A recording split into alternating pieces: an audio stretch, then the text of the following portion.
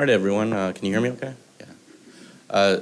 So I am unfortunately not Ali Asher. She couldn't make it today. Dan Aragides, I work with her at Dartmouth, and I'm filling in for her today. So she sends her regrets that she couldn't make it. But I think we've got a great session for you today, talking about some of the effects of CFTR modulators on specific cell types in the lung and sort of modifying factors on what can change those over time. And I just want to echo the sentiment that everyone has said this whole time, that it's great to be back in person and, get to chat with people on an impromptu level and things like that. So we're going to be talking about contribution of CFTR to innate airway defense. Just as a very brief introduction to the session broadly, we're going to be looking at some different roles that CFTR plays in airway epithelial cells as well as macrophages in the lung. And I think one of the things that we wanted to highlight is that the advent of the highly effective modulators and how that really gives us a great tool to dissect the role of CFTR in these specific cell types by looking at how the modulators themselves work on a cellular level within sort of the non-classical pathways within the lung. And this is important because as people with CF are as a whole healthier than they have been before, with some caveats that we all know, unfortunately CF lung disease continues to progress even despite the presence of highly effective modulators. This is a little bit older data from just the ivacaftor cohort, but this is looking at sort of the progression of lung disease over time for people who were on what was the gold standard highly effective modulator at the time of ivacaftor. And there's definitely a reduction in the progression of lung disease compared to the control. These were F508 DELs on the bottom who didn't have modulators available at the time. So they had a 0.91 FEV1 reduction per year compared to 1.72, which was a 47% reduction, which is great, but it's still, the percent predicted is normalized by age, so the goal should be really zero there. The other upshot of this is that as the people with CF are healthier over time, it's causing a shift in our demographics, and we have a longer and longer period of time where people are potentially on modulators, and so really understanding what those modulators are doing at a really granular level in the lung is important towards taking the best care of our patients. So our speakers today are going to answer some of those questions for us. Sorry for the formatting there, but we're going to be looking at the role the CFTR plays at a cell-specific level in cells of the airway epithelium. We're going to be looking at the role of ER stress and how that impacts innate immune responses, looking at macrophage dysfunction and how CFTR modulators can impact that, and then finally how inflammation itself can actually alter the effects of the CFTR modulators. And we're going to do, again, I'm sure you guys have been in some of the sessions yesterday this morning, this sort of hybrid format where we will have a little bit of time at the end of every session for some specific questions for the speaker, and then we'll have a broader block of time at the very end for all four of our presenters to do sort of a panel discussion for any questions that come up. And we will be taking questions again through the app. We'll be monitoring that through the course of the procedure and through the presentations, and if there are any specific questions that someone else asked that you like, you can vote for that as to raise it higher up on the priority list. And with that, I'm going to introduce our first speaker today. We're lucky to have John Hanrahan here coming from McGill, and he runs a very successful research program up there, and he's going to be looking at the expression and function of CFTR in different cells of the airway epithelium.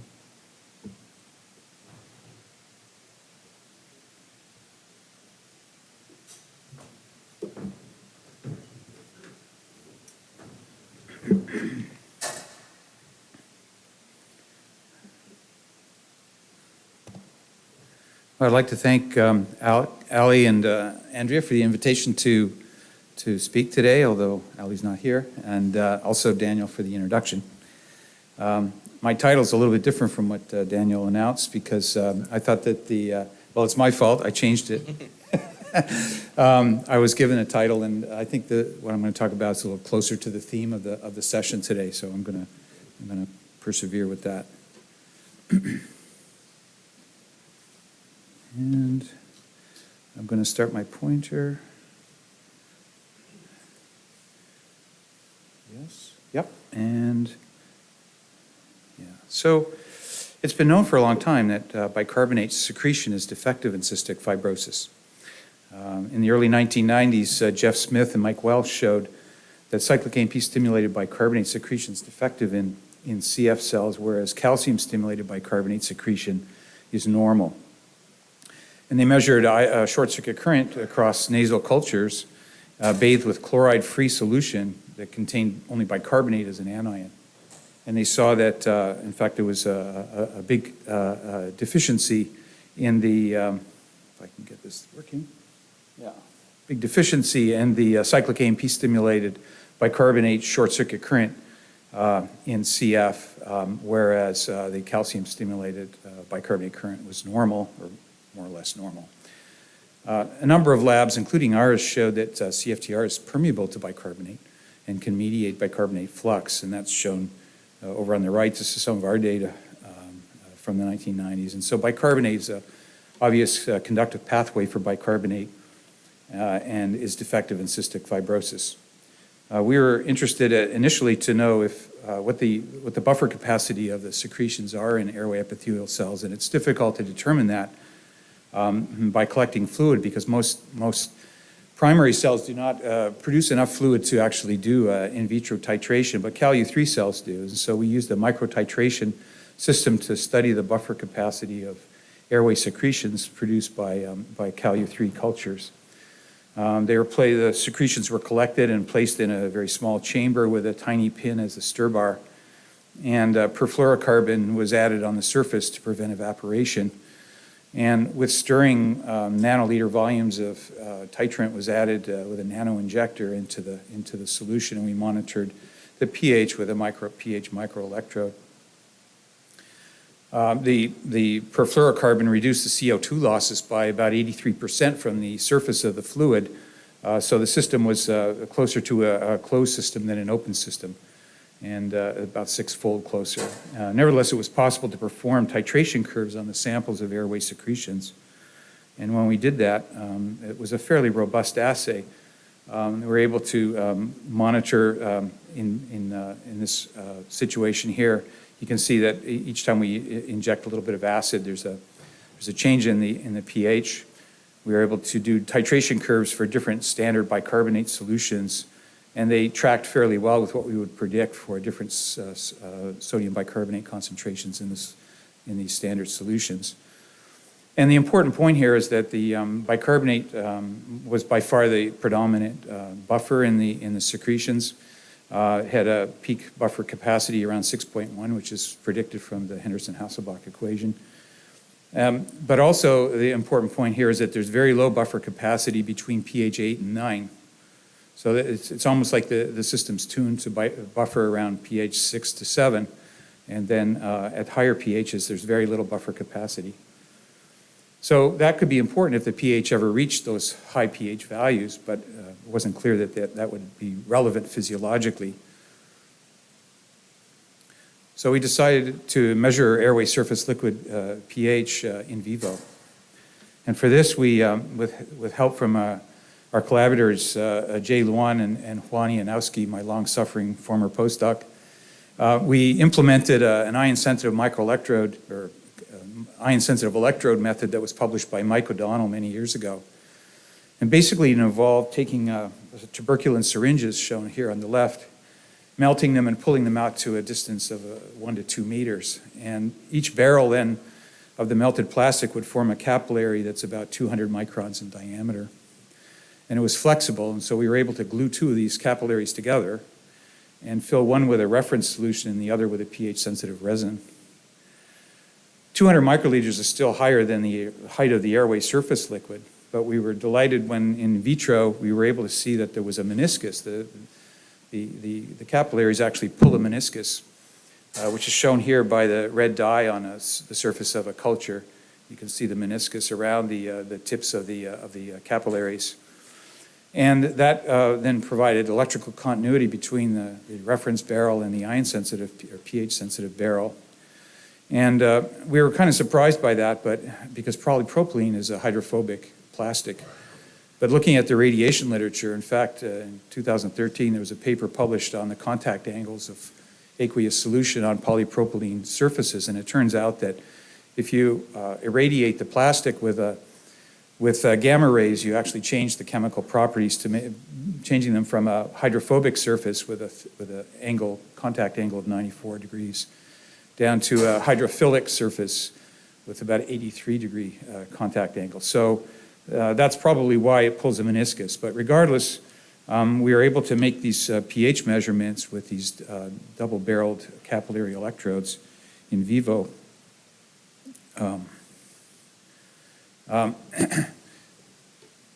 Our prediction was that CO2 should equilibrate relatively rapidly in this thin airway surface liquid, and that's based on some work that was done by a Japanese group in the 1980s, in which they looked at the equilibration of CO2 after a step change in CO2 concentration, shown here in the red. And they looked at pH changes in a fluid layer that was 40 microns thick. The airway surface liquid is considerably less than 40 microns, so we would expect then that this equilibration should occur even faster in the airway surface liquid. And they found that the half time for equilibration was on the order of 150 to 200 milliseconds. So it very rapidly equilibrates the CO2 by diffusion in these thin aqueous films.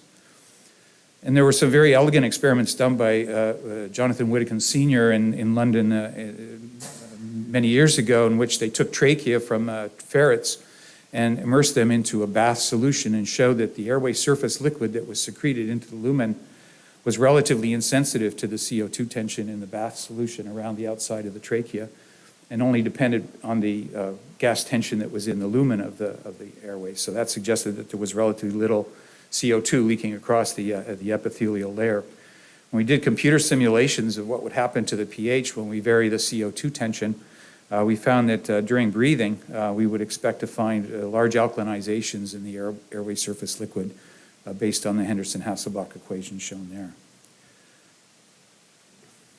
So we took these double-barreled capillary electrodes and we placed them on the nasal inferior turbinate of somewhat willing volunteers, and we monitored their surface mucosal surface pH during tidal breathing. And to our delight, we saw these large oscillations in the voltage of the measured differentially with a high impedance electrometer between the reference side and the pH-sensitive capillary. And the electrodes were calibrated immediately before putting them into the nose, and also immediately after, and that's shown here in this. You can see the noise as the electrodes pulled out of the nose and put into these various calibration solutions to calibrate the electrodes. The electrodes were discarded and the experiment was thrown out if the calibrations were different before and after the measurements made in vivo.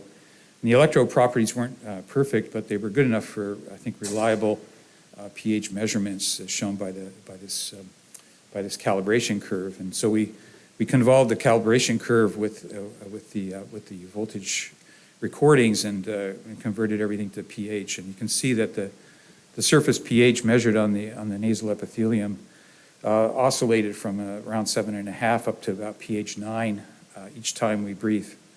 There's these large fluctuations in pH. If you hold your breath when you breathe in, then it gradually declines, probably because of accumulation of CO2, and then it goes back to normal.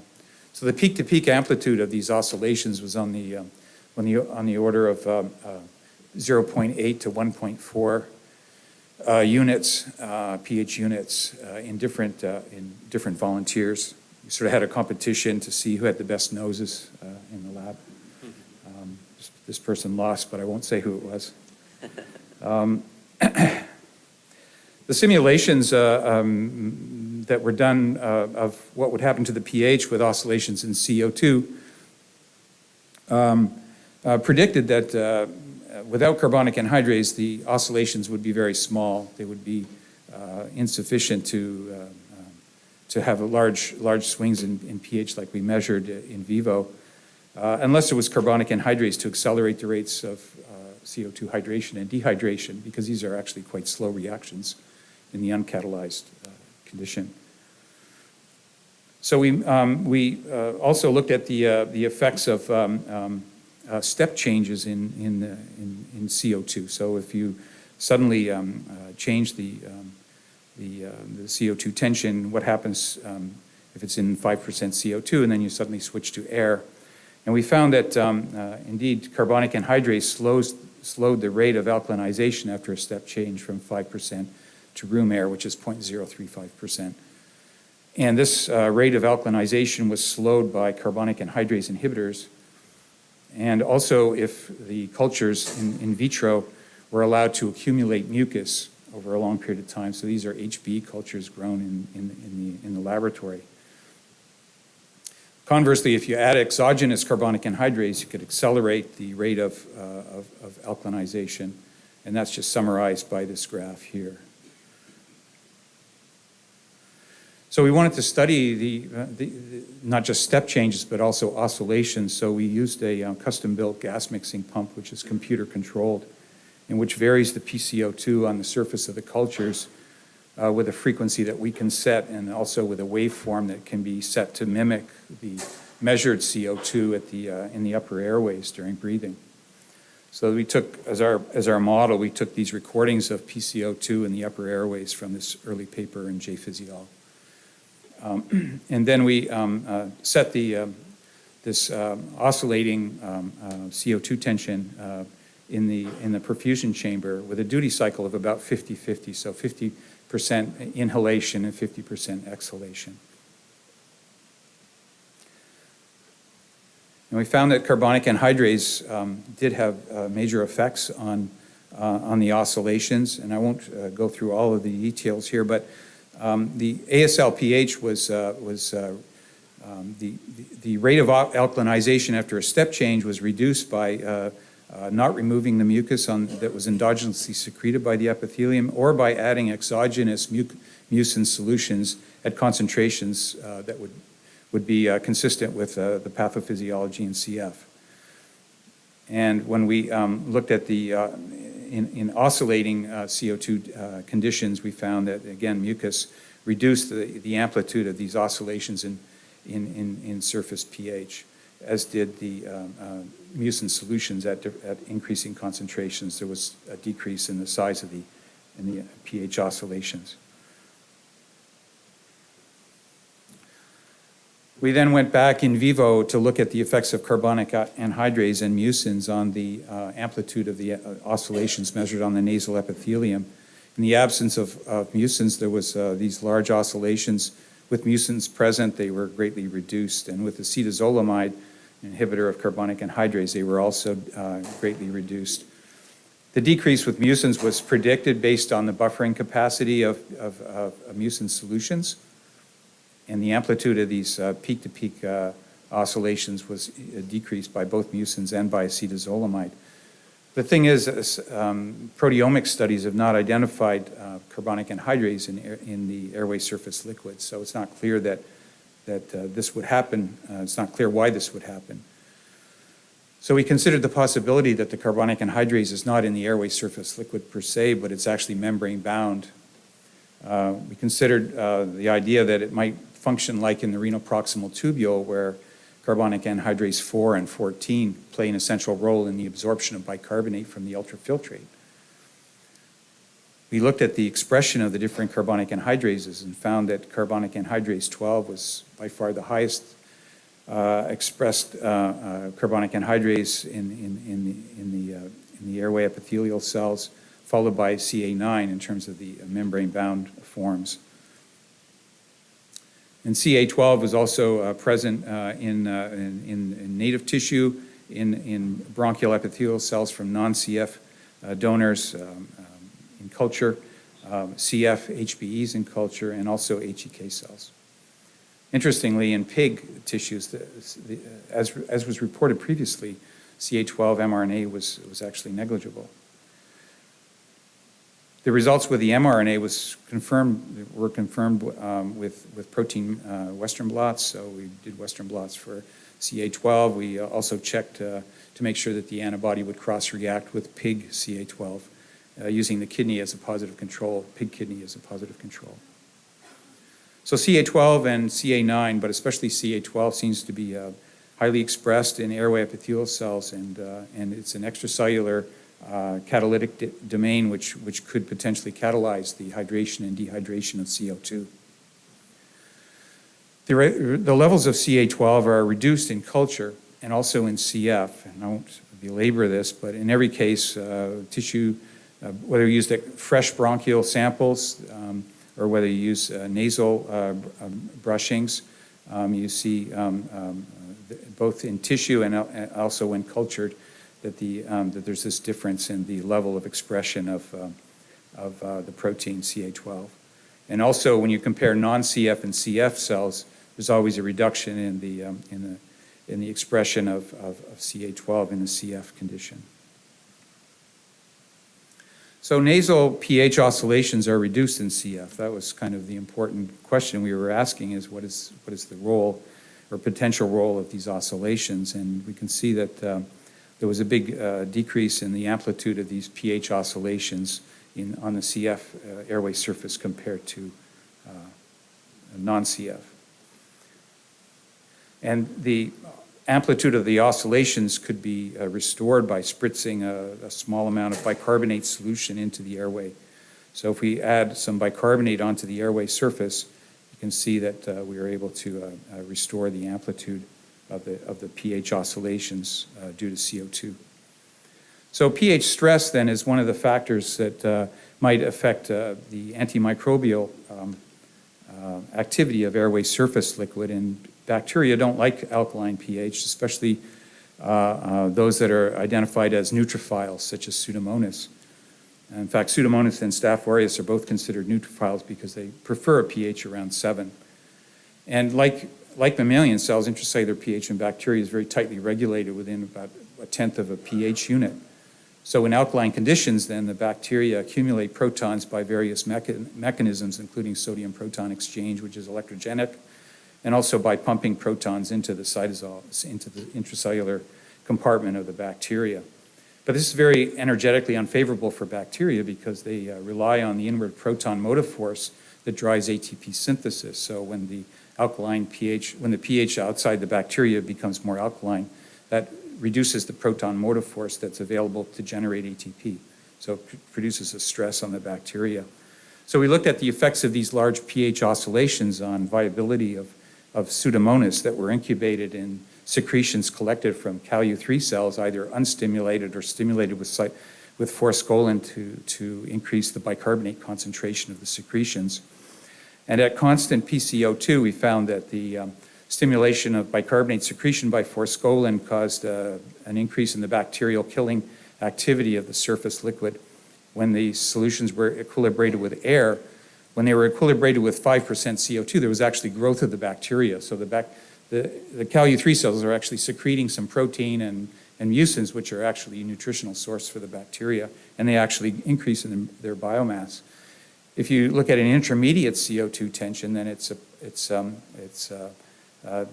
bacteriostatic to have the bicarbonate elevated in the forskolin-stimulated secretions from the Calu-3 cells. However, when you look at oscillating pH, so instead of keeping the pH constant, you allow it to oscillate between air and 5% CO2. Under those conditions, the forskolin-stimulated secretions are actually antimicrobial. And presumably that's because the bacteria is trying to cope with this pH stress, which is changing every few seconds, and it can't deal with that, and so it's antibacterial. That's just summarized down in this picture here. So if you have a constant 2.5% CO2 equilibration, there's no difference between forskolin and vehicle control secretions from the Calu-3 and their ability to kill bacteria.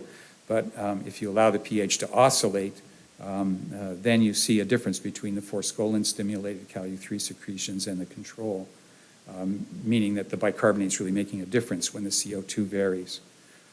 And that was seen at all different bicarbonate concentrations that we looked at. So regardless if you use artificial airway surface liquid with different bicarbonate concentrations, you always see a suppression of the number of colony-forming units when you have oscillations compared to when you have the same mean concentration of 2.5% CO2. So our model then is that bicarbonate is important in the airway surface liquid because it allows oscillations to alkaline pH during the tidal breathing, in which the CO2 concentration in the lumen is changing approximately 140-fold when we breathe in and when we breathe out. And this leads to pH oscillations which are antimicrobial. It may not just be antimicrobial, though. There may be other things. There are people with mutations in carbonic anhydrase 12 which have respiratory disease, which is very similar to that in CF. And then, in fact, they've been misdiagnosed as having CF when there's no CFTR mutations. So that may explain why that is, if they rely on these oscillations in pH in order to kill bacteria to a significant degree. Also, we don't know what the effects of these high pHs are on the mucins that are released. Bicarbonate's been implicated in the unpacking of mucins after their release into the lumen, and so that might actually be facilitated by very high pH values that we've never really studied before because we didn't think they were physiologically relevant.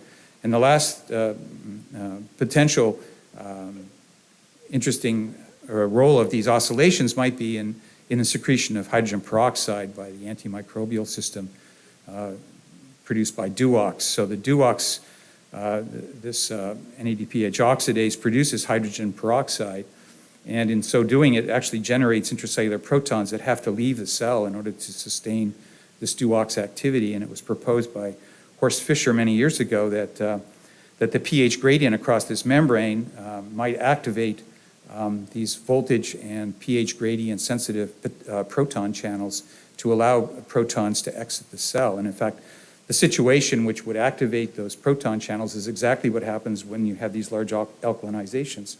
The outside of the cell becomes alkaline with respect to the inside, which is what turns on the channel.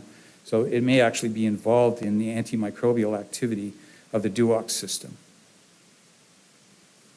So to summarize, the large pH oscillations occur on the airway surface. They require airflow, so they would be inhibited by mucus obstruction. They require bicarbonate, so they would be inhibited by a bicarbonate deficiency in CF. They require a carbonic anhydrase, such as carbonic anhydrase type 12, which has reduced expression in CF, which would, again, reduce these oscillations. And they also require minimal mucus buffering.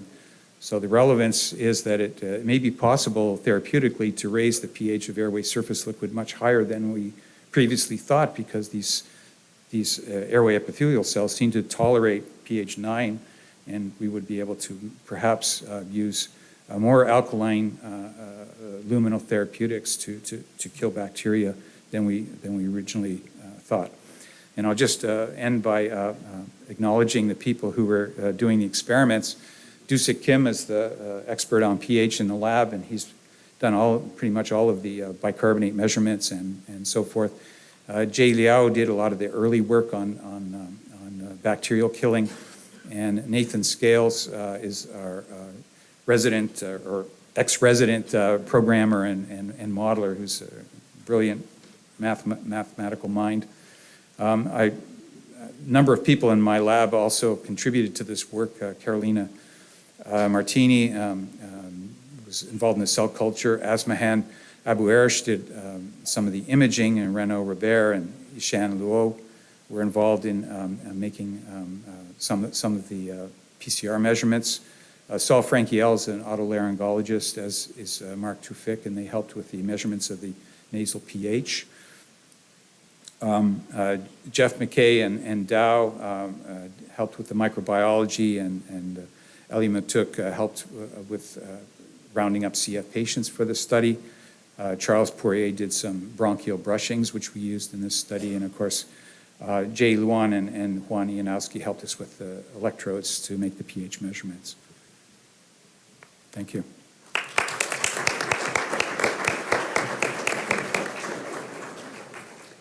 So I have a question for you.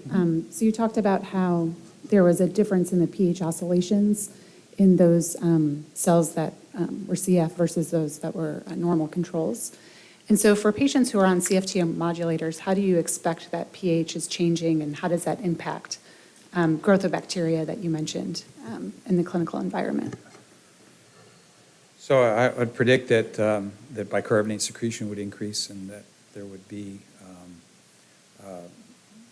larger excursions to more alkaline pH during tidal breathing. So it would help, I would predict, it would restore CFTR dependent bicarbonate secretion. Okay. I'm not sure how much of the bicarbonate actually would go through CFTR and how much would go through parallel anion exchangers, which rely on recycling of chloride through CFTR. It could be a combination of those. Okay. And do you think there's any effect, like long-term, that eventually those mechanisms are reduced? Because I know they've shown that, you know, growth of Pseudomonas or staph can be decreased initially, but then that's not always sustained? Yeah, that's an interesting question. I haven't really thought about that too much, but I mean, presumably there could be some evolution of resistance to these pH stresses, which might occur in long-term infections. So that would be, that would be something very interesting to look at, actually. Yeah. Wonderful presentation, John. I was wondering whether you could see a relationship with CFTR function itself being regulated by pH.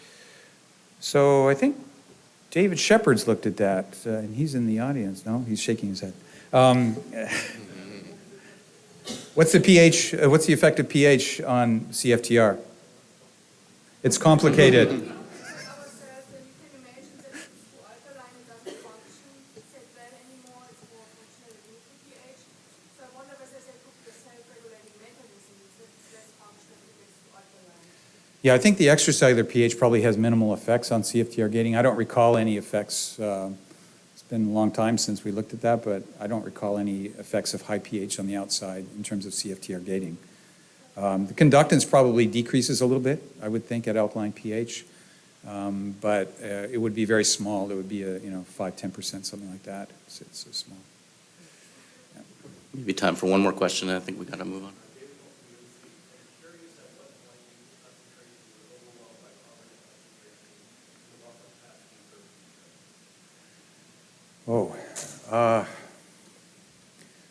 We never specifically asked that question.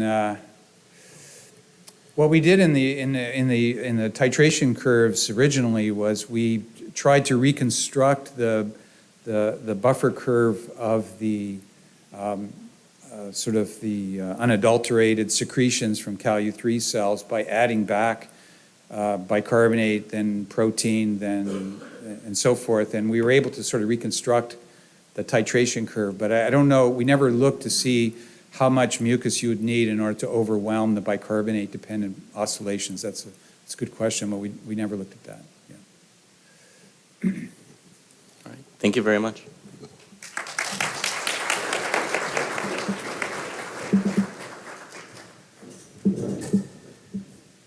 So I'd like to invite Dr. Carla Ribeiro up. So she is a professor in the Department of Medicine at University of North Carolina and is going to present to us on the role of ER stress of CF airway epithelial inflammatory responses.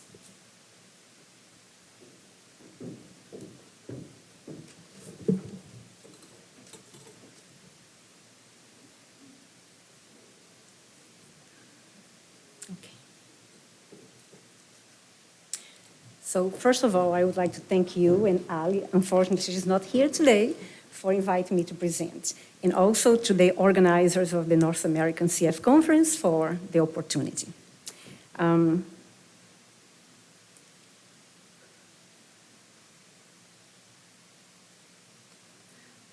hope I can get this working with the remote.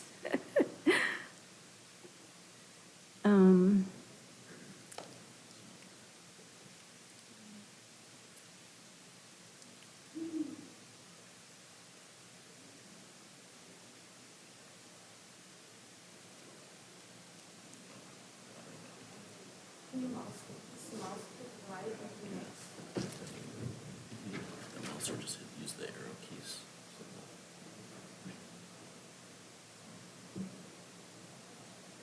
Oh no, it's working now. Okay. So I just have to disclose that I'm a co-founder of IREX Pharma, a small startup company at UNC. So as this crowd obviously knows, due to mutations in CFTR, CF airway disease is characterized by airway dehydration that leads to chronic airway infection and inflammation. And in turn, this leads to mucus overproduction, accumulation, and obstruction of the airways. All these changes lead to an increased morbidity and mortality in CF patients. Today, I would like to focus on this component, the chronic airway inflammation, because several years ago, we have discovered in our lab a pathway that is relevant for airway inflammatory responses in CF. And indeed, last year, we have published and discussed in an editorial in collaboration with Jerry McAlvany and Giulio Cabrini, the importance of identifying molecular targets and coming out with innovative therapies for CF airways inflammation. So how did I get into the EI stress field? Well, many years ago, when I joined the CF Center at UNC Chapel Hill, I was studying calcium signaling responses in CF and normal human bronchial airway epithelia in short term, basically 6 to 11-day-old cultures. And what we have found is that upon activation of purinoceptors or bradykinin receptors, there was a much higher calcium signaling response in CF cells. And indeed, what we also found is that the calcium peak response was increased in CF. And we already know that the calcium peak response was a reflection of the amount of calcium that can be mobilized from the endoplasmic reticulum or ER calcium stores.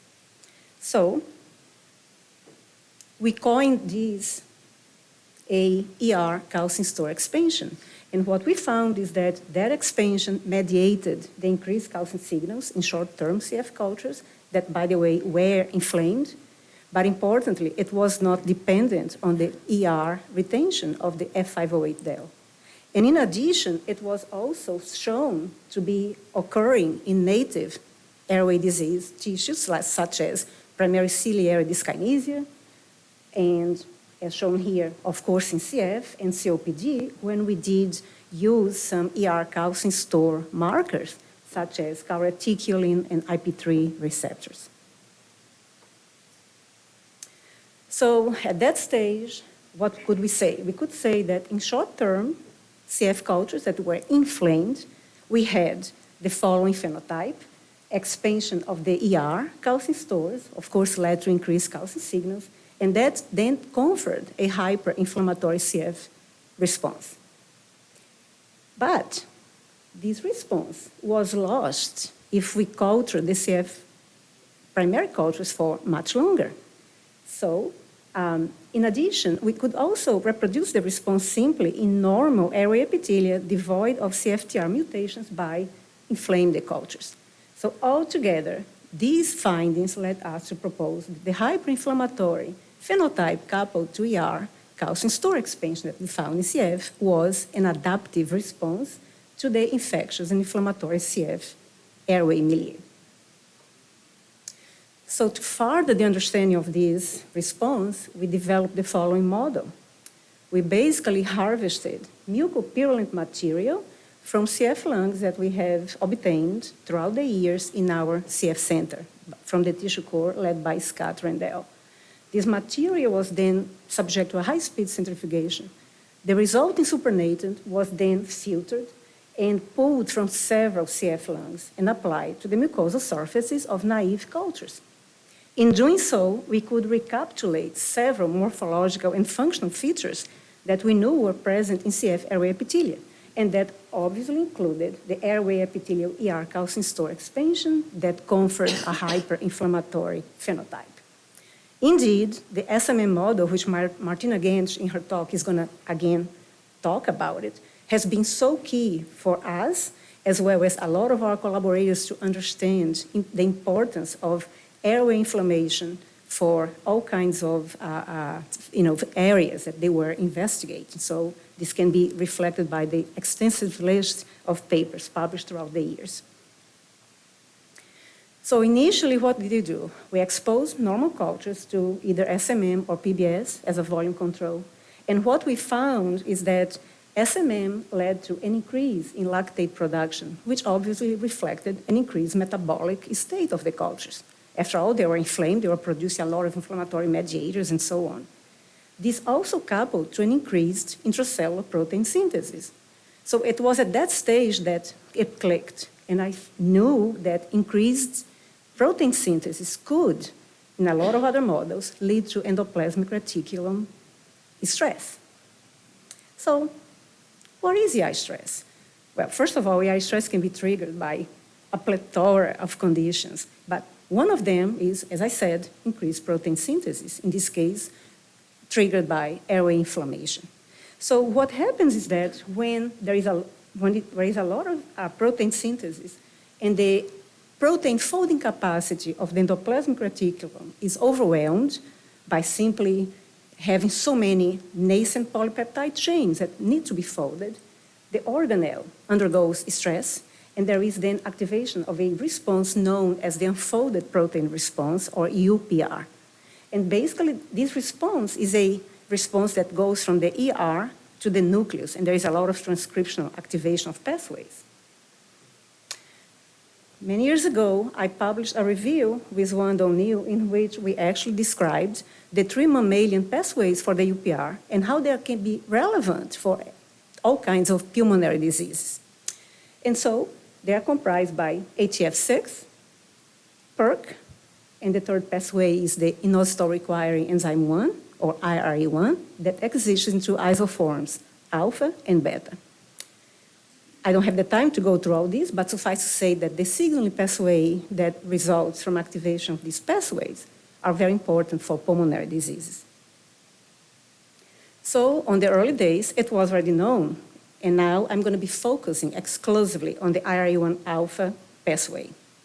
It was known that when proteins are increased in terms of protein synthesis, and this overwhelms the protein folding capacity of the ER, IRE1 that usually exists in a monomeric form, dimerized, and there is a whole bunch of mechanistic ways that I'm not going to go in details now, but suffice to say that its dimerization leads to an autophosphorylation of the protein, and the cytoplasmic domain of the protein contains a kinase and an RNase. So the kinase gets activated and downstream activates the RNase. As a result, the RNase will splice the so-called X-box binding protein 1 mRNA, or XBP1, by removing unconventionally a 24 nucleotide intron from the XBP1. So the resulting splice XBP1 is a highly translatable transcription factor that has been known to upregulate the folding capacity of the ER by increasing chaperone production, and as well as membranes, protein, phospholipid synthesis, and so on. So, moving forward and now incorporating this knowledge into our model, we hypothesized that in our case, under inflammatory conditions, we would be activating the IRE1-dependent XBP1 splice pathway, and then we would have an airway adaptive epithelial response that would be comprised of increased ER chaperone expression, increased ER volume, and increase in the ER calcium storage. So the first study we have done was basically exposing different cultures of human bronchial airway epithelial primary cultures to SMM. And these were the early days that there was no RT-PCR or qPCR ways to address XBP1 splicing, so we had to do Southern blots. But suffice to say that in all the different cultures, SMM upregulated the splice XBP1 form. These observations were clearly relevant to CF native tissue because when we then assessed XBP1 mRNA splice in cultures that were, not in cultures, in freshly isolated cells straight from inflamed and infected CF lungs, we found that XBP1 splice was significantly upregulated.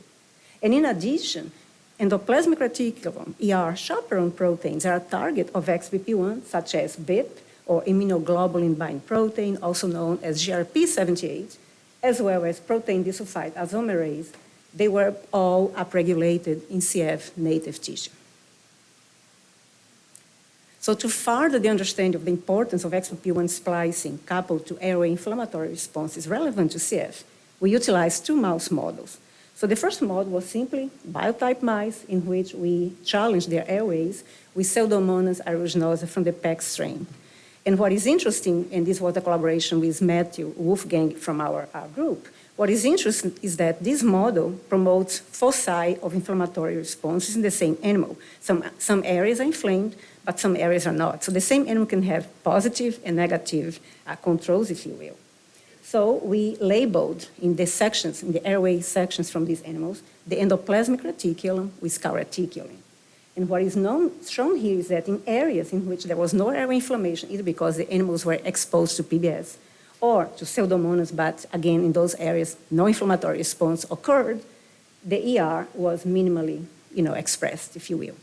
However, in areas of airway inflammation where we had a lot of inflammatory cell infiltration, thickness of the airway wall, calreticulin expression or ER expression was upregulated. Then, to further understand this phenomenon, if you will, we decided to do the same experiment with Pseudomonas aeruginosa, but now we were using a different mouse model. And this was the ERI mouse, that stands for EI stress activated indicator. So this mouse has been generated by having a fusion protein of the unspliced XBP1 coupled with Venus. Venus is a variant of GFP. So only when the 26 nucleotide from XBP1 is removed by EI stress, then Venus expression occurs. So Venus expression is basically an index of XBP1 mRNA splicing. And again, based on the same analysis, we only see upregulation of XBP1 splicing or Venus expression in areas that were highly inflamed. So this signifies that inflammation in vivo triggers endoplasmic reticulin stress and leads to upregulation of XBP1 splicing. Further, we decided to dissect even more the importance of this pathway by simply using 16HBs, 14-09 cells, in which we overexpress either the splice form of XBP1 or a dominant negative XBP1 that we obtained from Laurie Glincher. And this dominant negative lacked the transactivation domain. And this was a lot of work, a lot of data, but I'm summarizing here by saying that when we overexpress the splice XBP1, we saw expansion of the ER calcium stores and a hyperinflammatory response, whereas the overexpression of the dominant negative XBP1 inhibited this. Remember earlier when I introduced the IRE1 signaling pathway, I mentioned that there are two IRE1 isoforms, IRE1 alpha and IRE1 beta. And already in those days it was becoming very evident that they have different functions. And indeed, my laboratory studies both of them.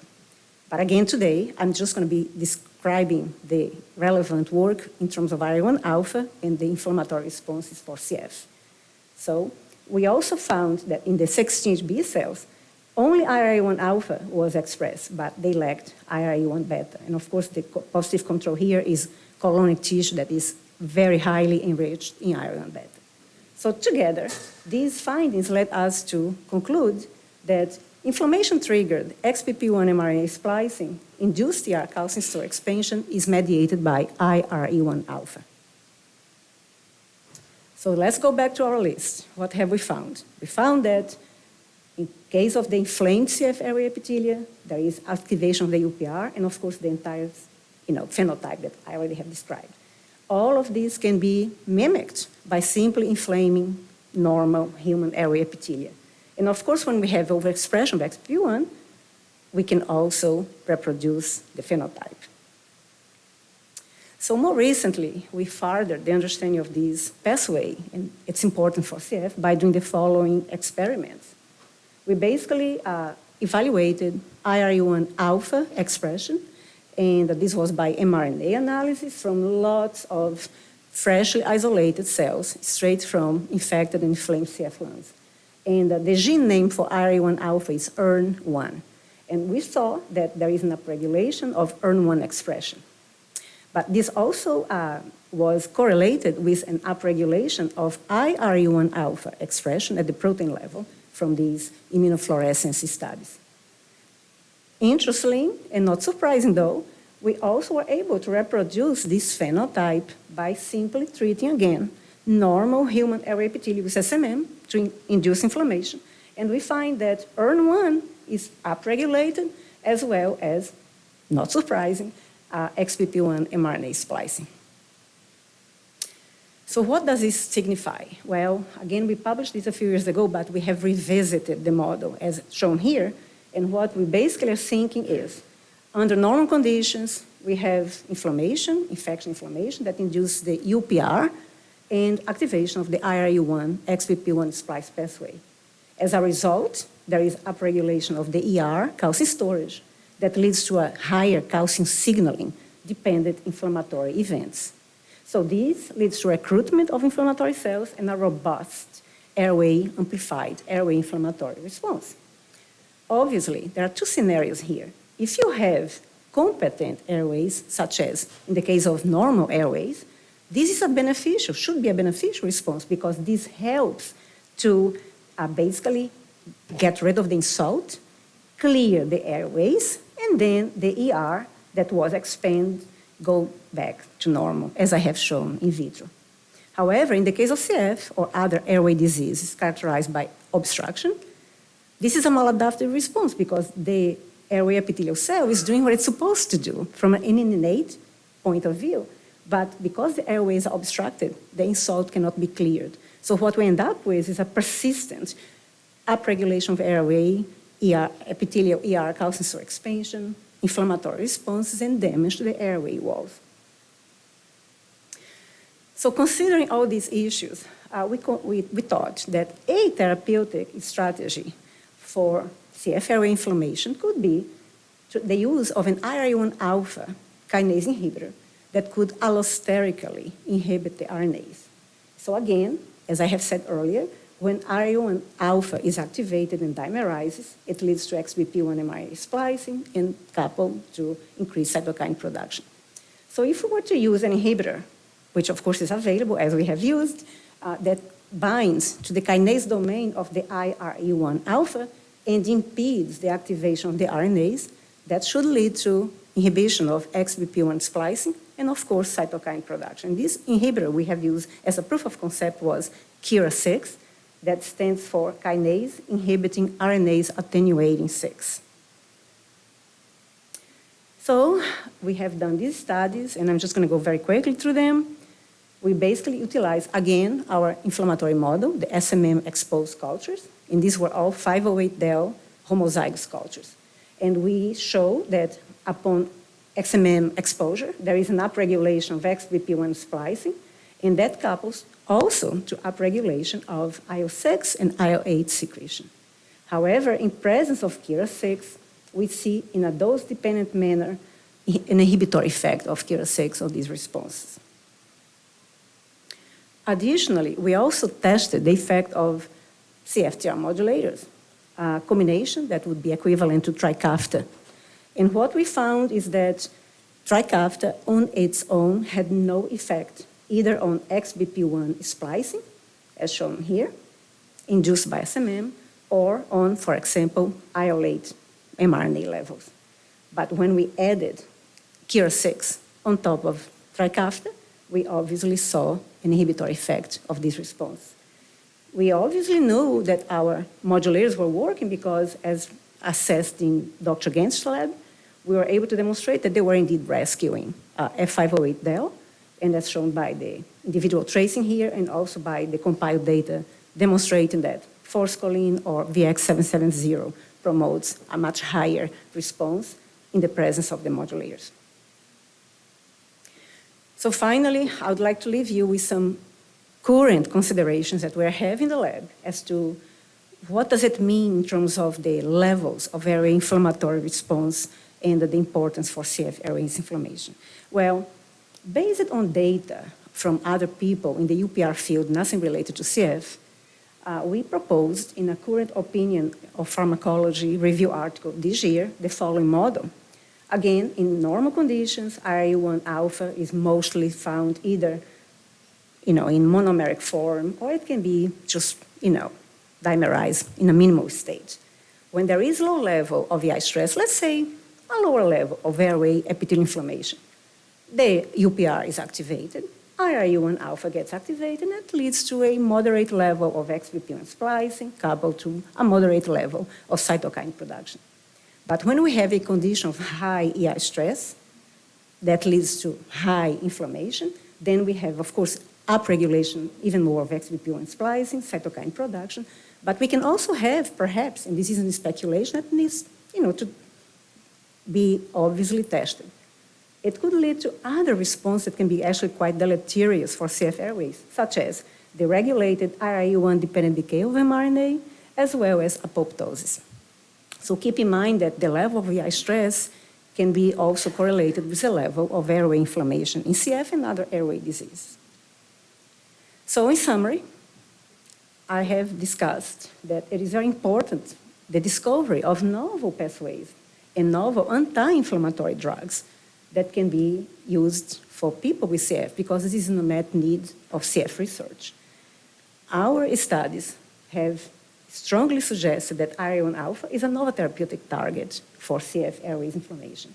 And we also have shown that, as a proof of concept, that if we use a small molecule inhibitor, such as KIRA6, and we have other inhibitors too, that leads to inhibition of cytokine production. Therefore, the clinical benefit should be inhibition of or decreased airway inflammatory response. So this is our thoughts, and I would love to hear, obviously, feedback from you. I don't have time to go through all the people who have contributed throughout the years for our research program, but suffice to say that it takes a village to do a lot of things, and I'm very thankful for them, as well as for collaborators outside of the CF Center, and as well as international collaborators. And I'm extremely thankful to all my funding, but in particular, the Cystic Fibrosis Foundation, who throughout the years have significantly allowed me to do this type of work. Thank you.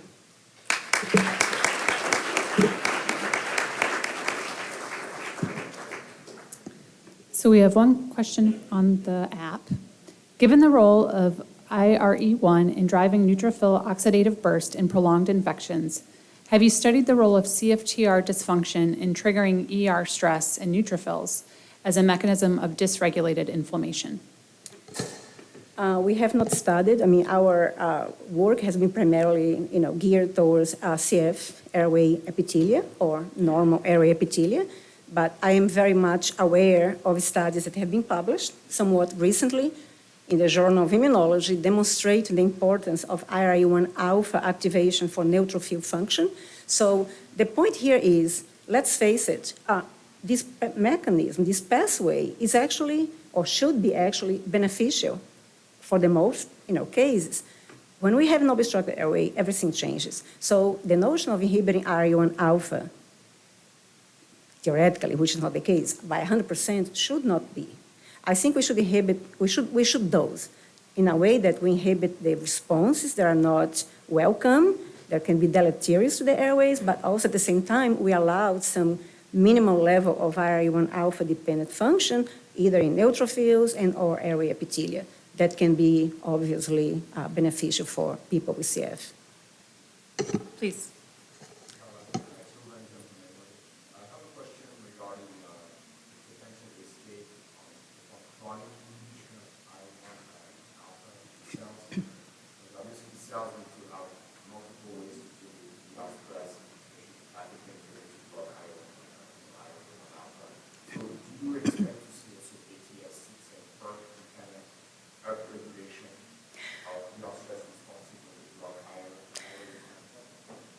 To rephrase your question, I would expect not just upregulation of IRE1 alpha, as we know, we have shown, but also a functional role of the other EI stress transducers, such as ATF6 and PERK.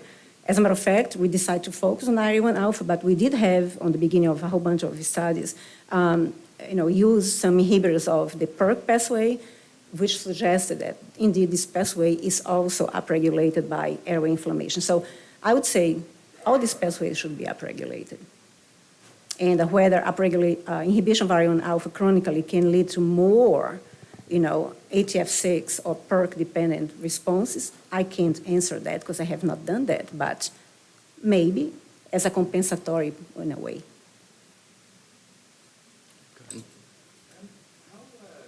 How persistent is the ER expansion once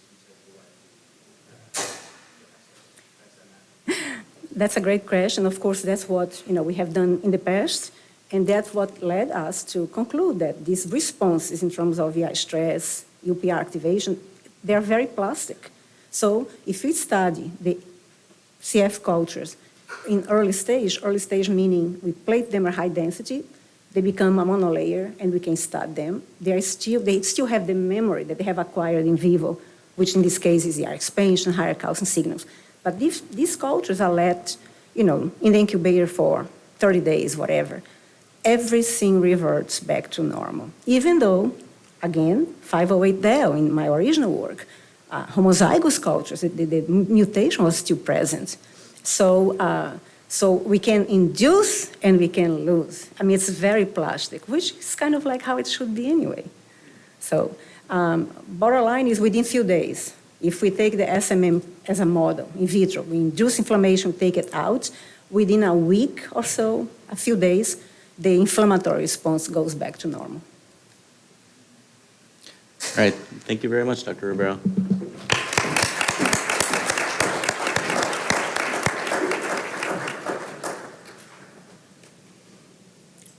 All right, so next we have Ben Kopp coming from Emory University, who's going to be talking to us about the roles of CFTR and macrophage function.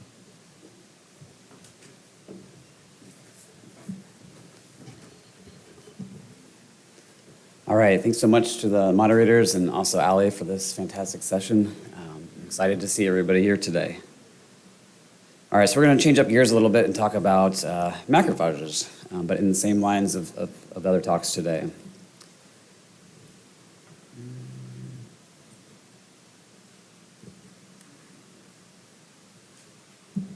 Okay, I have no relevant disclosures for this presentation. So one of the central questions that my lab and I'm sure others in this room struggle with is, why do CF phagocytes fail to efficiently kill pathogens and clear inflammatory debris? And as shown by some of the seminars yesterday morning, I think we're certainly seeing persistence of infection and inflammation even in this CFTR modulator era.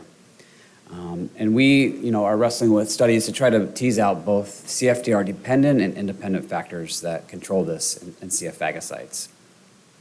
But when we think about CF macrophage dysfunction, this is really a quite complex picture. So we know that there are a lot of issues with functioning of macrophages as kind of one of the central cells of our innate immune system. And this schematic is certainly very busy because there's been a lot of research over time. But I think it illustrates that it can be quite difficult to decipher which factors are reliant on CFTR and which are not.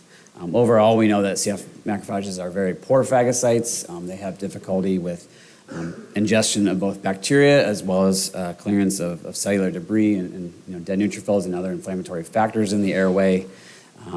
Even once things can be uptaken into the lungs. My pointer is not working on that. So I will, 1 second. Okay. Even once things can be uptaked inside the cell, we know that the critical intracellular killing pathways such as autophagy, assembly of the NOx oxidase for producing reactive oxygen species, these are all deficient in CF macrophages as well, let alone the metabolic pathways that are critical for both pro and anti-inflammatory pathways necessary to resolve infection. So it's really a difficult concept to try to wrap our mind around. And so today I'm going to highlight a few recent studies that are helping us to get some insights into which aspects may be both intrinsic or extrinsic to CFTR, and then highlight a recent study where we looked at macrophage function post ETI initiation or Trikafta. So one of the recent studies I thought that was really interesting, and this was dealing with transcriptional profiling of PBMCs in plasma. So this was not directly macrophages, so it would involve monocytes and other lymphocytes, but I think it shed some interesting light. So this is from Hara Levy's lab, just published this year. And so they looked at children as well as their parents and the transcriptional profiles using these whole transcriptome arrays and compared them to healthy controls. And I think you can appreciate on this slide that the overall heat maps reflecting the transcriptional profiles are fairly similar when you look at the moms of these children as well as those affected by CF. So this suggests that a CF carrier state can dramatically alter the transcriptional profile of PBMCs that are circulating in our blood. And so they had a variety of interesting findings in this study, but there's really a nice overlap when you look at a lot of shared genes. So just one modification in CFTR can have an impact, and this is really pertinent when we think about our CFTR modulators that may be only partially affecting CFTR. Another study that points to an intrinsic role for CFTR was our work with a CRISPR-Cas9 CFTR knockout model that we published a couple years ago. So in this model, we took primary non-CF monocyte-derived macrophages and knocked out CFTR, and then looked at a variety of different studies to determine what aspects of macrophage function might be dependent on CFTR. And just highlighting a few of those, notably just the pure knockout of CFTR affects bacterial phagocytosis. So here showing phagocytosis of green fluorescent beads as well as cumulative data from bacterial assays. And so this reduces phagocytosis of about 50% just with a pure CFTR knockout in these cells. So this is in the absence of any inflammatory stimuli that might be present in the airway as well. Other factors that were shown, among others in this study, certainly dependence of the NOx complex. So there are critical factors for assembling an ADPH oxidase complex for producing ROS. You need phosphorylation of critical cytosolic components to move them to a membrane to have an active complex. And so with a CFTR knockout, you lack phosphorylation of P47 on the plasma membrane, and you get reduced reactive oxygen species. We also saw other factors such as a polarized state, so the macrophages were more prone to a hyperinflammatory state, as is known in CF. So this is, again, in the absence of any airway stimuli. So again, suggesting that there are certainly critical roles for CFTR in intrinsic function. But we've also had other recent studies that have shown intriguing aspects of the airway byproducts that might be affecting our phagocytic function. So this was a study a couple years ago from Robert Gray's lab where they were looking at neutrophil function in the airways, but showed that the neutrophil extracellular traps, or nets, can induce pro-inflammatory changes in CF monocyte-derived macrophages. So the CF here in the red, you can see kind of the hyperabundance of inflammatory signaling measured as IL-8 or TNF-alpha in response to nets. So suggesting again that these are going to be very influenced by factors in the airway as well. And then a recent study out of Judy Voynow's lab looked at the fact that nets can also trigger specific macrophage pathways as well, and in this case triggering macrophage extracellular trap release. So the presence of these inflammatory stimuli in the airways can certainly poise our macrophages into aberrant responses. And then a final interesting recent study, and there are many more out there, was a great one looking at monocyte function in response to Trikafta initiation. And so importantly in this, they showed that the regulation of ion flux in monocytes from individuals that had been on Trikafta for 3 months was efficiently restored after being on CFTR modulator therapy. So here they're comparing extracellular chloride as well as intracellular calcium signals, and you have healthy controls pre-Trikafta, post, and they even had some patients that had a lung transplant compared in this study. And so you can see nice restoration of levels near non-CF, but again typically a little bit lower than non-CF in these studies. They also did some nice work looking at the activation of inflammasome pathways and some critical aberrancies in monocytes, but just showing you the highlights here that the NLRP3 inflammasome, which is critical for activation of pro-inflammatory cytokines, can also be dampened in these CF monocytes treated with Trikafta. So I think this suggests that there's potentially dual roles based on all these studies for CFTR and phagocytes. So there are intrinsic factors as well as extrinsic things in the airway that we need to think about when we look at host-directed therapies moving forward for people both on and off CFTR modulators. So to touch on our study, this has been an ongoing study that we've been using in children and adults starting in CFTR modulators. So we grab a bunch of samples listed here, including blood and other airway samples at the initiation, and then we follow folks individually or longitudinally and repeat samples, and then link it to clinical data. So I list the samples up here, so we're open to collaboration because we still have things banked. So happy to work with folks if they're interested in any of these moving forward. And then we compare for our individual assays to folks without CF at time points. So I'm going to talk a little bit first about how CFTR changes in macrophages in response to Trikafta, and then go into some functional assays. So we looked at the expression and localization of CFTR in a variety of different assays. Here I'm showing you some confocal microscopy where CFTR is fluorescently labeled green. We looked at its co-localization with a variety of intracellular other markers, including LAMP1 as a lysosomal marker. In our paper, we also looked at early and late endosomes. And then the plasma membrane is marked with WGA. And so what you can notice and appreciate is, there's certainly a striking absence of CFTR and CF pre-Trikafta. We get nice restoration of expression, typically localized to the plasma membrane. But we do see co-localization, if you can appreciate in this light, with lysosomes and other factors or other organelles in these cells. So it's a dynamic process in macrophages. Upon infectious or inflammatory stimulus, you'll see CFTR localized to the plasma membrane. You'll see it shuttled and recycled. So this is not a static thing going on, but it certainly points to the role of CFTR throughout the cell in our macrophages.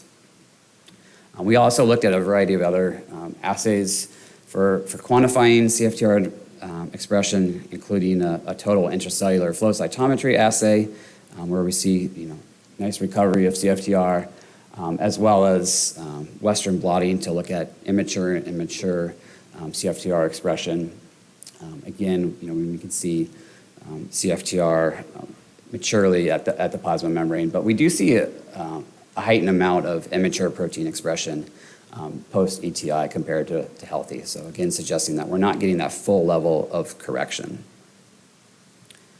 So at the same time we looked at CFTR, I think it's important to also notice what's going on with other ion channels, because this is not something that happened in isolation. So we did a customized RT-PCR array looking at a variety of ion channels. So this is pretty busy, but just showing you here kind of grouped by different types of ion channels here at the bottom. You can see if you look at individuals with CF compared to those without CF at baseline, pre-Trikafta, there are a variety of other ion channels that are aberrantly expressed, shown here in kind of the scarlet color.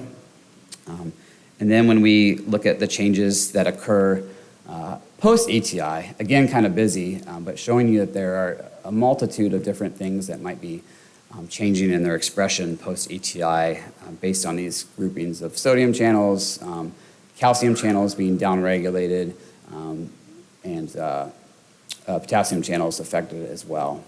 So there are a variety of other reciprocal changes going on at the same time that CFTR is being expressed. So I think that's important when we think about other ways that we might be able to manipulate ion signaling in the CFTR modulator era. The next thing we looked at was the functional aspects of changes in CFTR expression.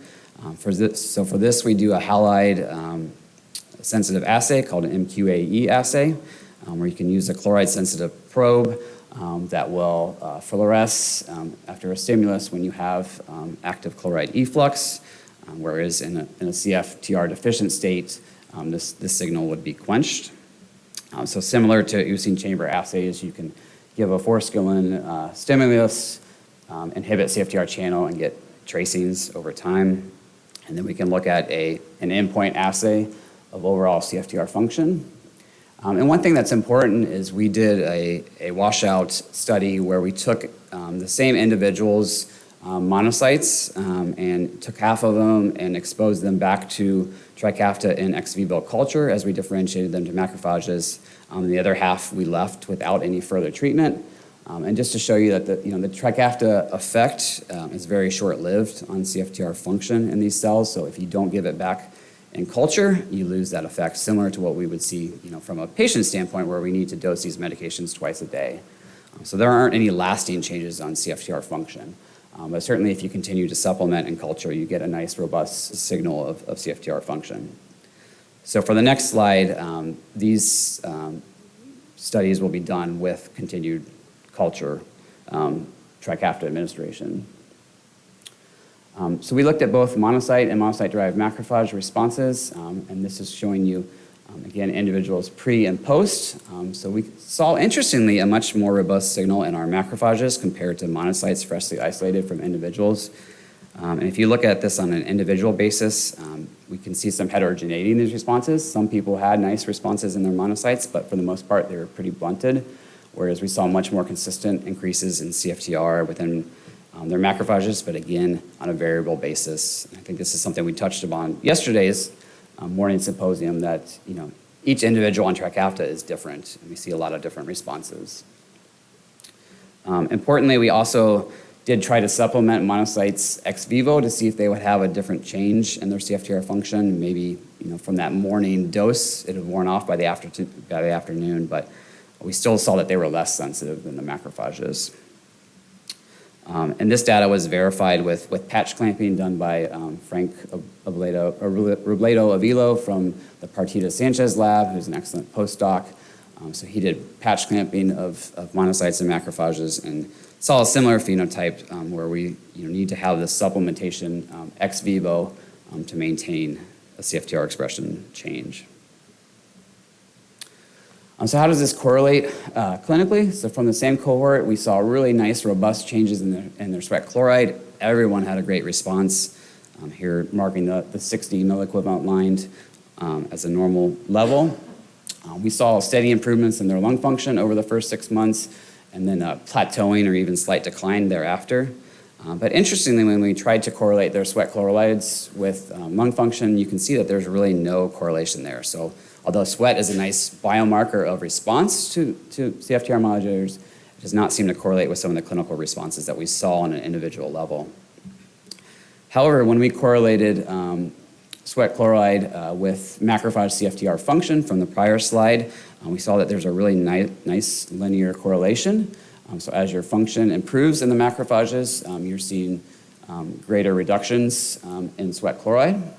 And then when we looked at changes in macrophage CFTR function as a correlation to both changes in FEV1 and BMI, we also see nice robust correlations.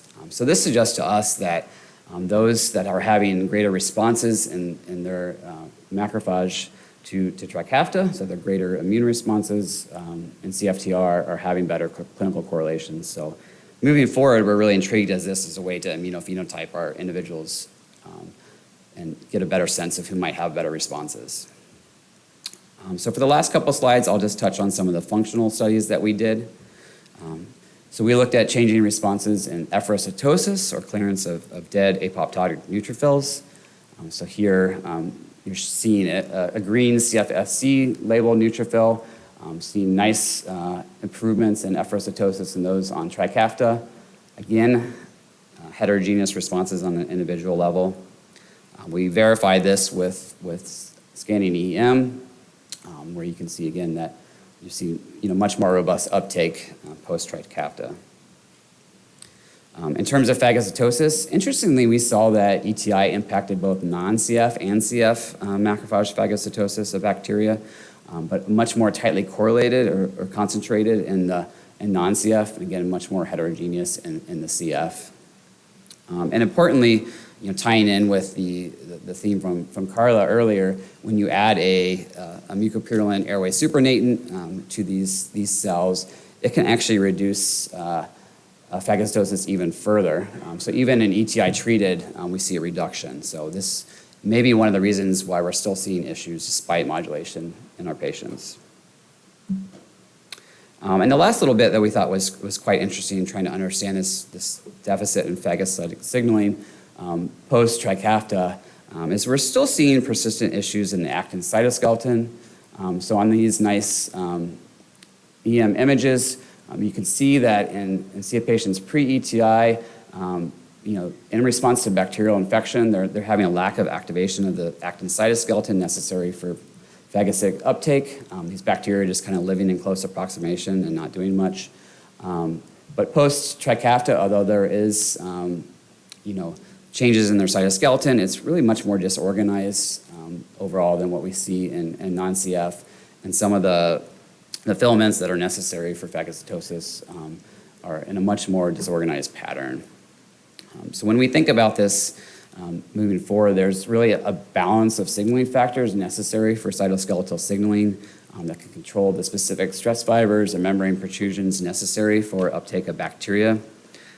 If we look back to some old studies from our lab and other labs that are out there now, when you look at some of the sequencing databases, some of the top pathways that change in response to modulators, this was an Orkambi study, involve RhoA, integrin, actin cytoskeleton, so the factors that are necessary for this balance. So we're really interested in this moving forward because when we looked in this Trikafta treated population, we actually saw kind of a hyperactivation of a variety of these signals post-ETI, either at baseline or in response to an infection here with Burkholderia. But when you look at functional assays, so here a CDC42 functional assay, that level of functional activity in response to an FMLP stimulus is still much below what we see in non-CF. So there's some pathway of activation here that's not being fully resolved post-Trikafta. So I will end there, but just kind of as an overall schematic, I think it's important for us to think moving forward about how all the immune cells in our airways, in our circulating population are communicating, how they're cross-talking with the airway epithelium, as presented by other speakers in this session, and really understanding how CFTR is regulating intrinsically as well as production through the bone marrow. So I'd like to thank all my collaborators back at Nationwide, where most of this work was done, as well as current collaborators at Emory, and Shuzong, especially from my lab, who did most of this work. Thank you.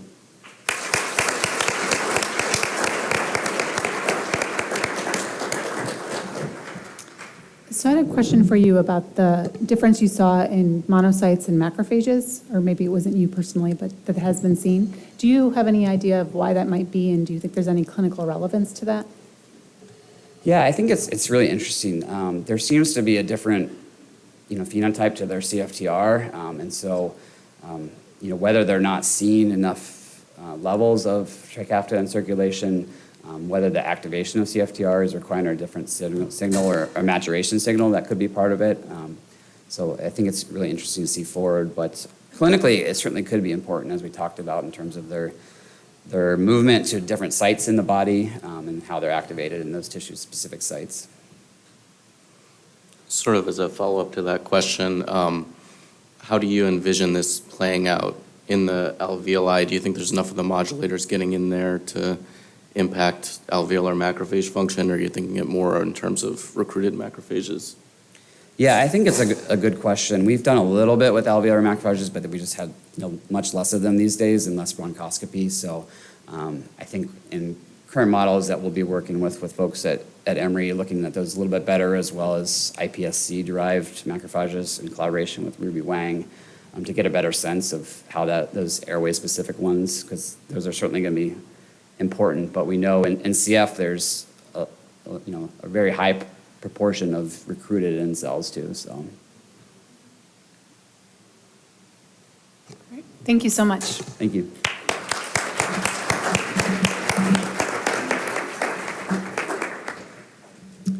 So I'd like to introduce our last speaker, Dr. Martina Gensch, who's an associate professor of pediatrics at University of North Carolina, and she's going to talk to you about the impact of airway infection and CFTR. I'm going to open her slides for her. So the impact of airway infection and inflammation on the efficacy of CFTR modulation.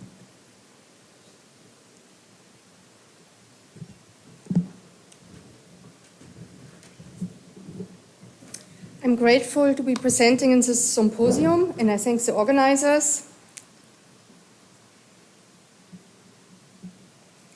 How can I use this? And I have nothing to disclose.